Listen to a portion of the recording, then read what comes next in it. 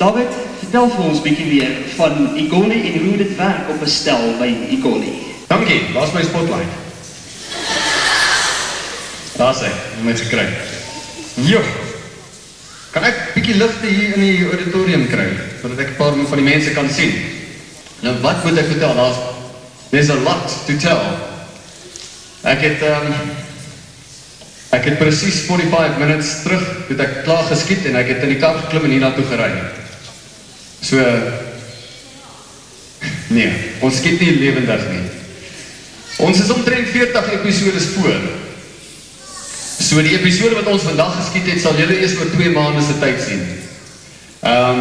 Wat gebeur is, ons is 7 uur in die oggend, is ons opstel, en dan het ons woorde nou alles in ons kop. Ons het nie, wat hulle noem, dummy boards nie, om vanaf te lees terwyl ons skiet nie. Al die woorde moet in jou kop wees. Nou, wat gebeur is, ons is 7 uur in die oggend daar, en dan doen hulle so, dan kom die regisseur na jou toe, en hy wys vir jou bewegings vir die dag, op daai stel waar jy nou gaan speel.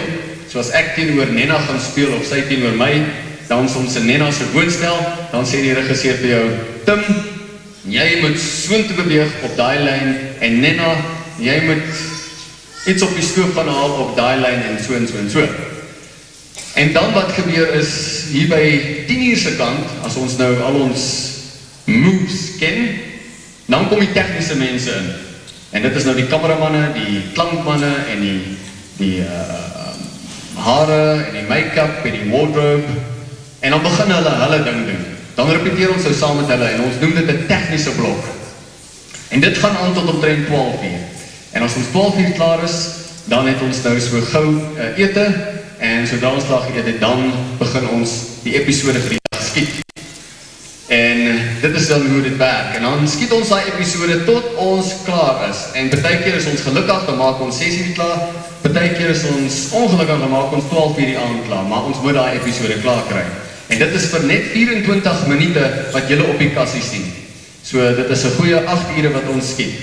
En partykeer, as julle die partytjie tonele sien met al die mense in, dan weet jy, daai dag het ons lank geskiet op daai episode.